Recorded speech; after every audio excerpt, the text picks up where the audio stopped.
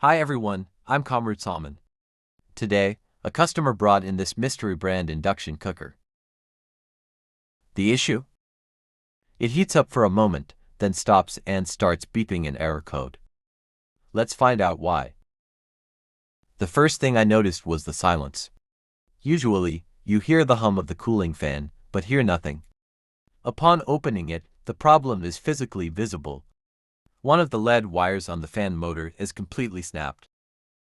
It looks like the internal subboard was loose, and the vibration caused the wire to fatigue and break. Before replacing the fan, we must check the power supply.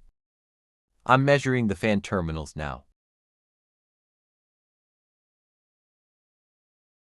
And we have a steady 18 volts DC. The board is fine.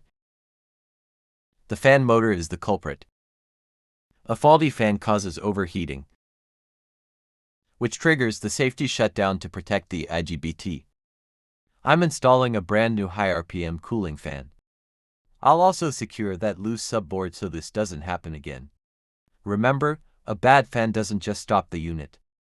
It can also cause loud vibrations, or even a short circuit that damages the main controller.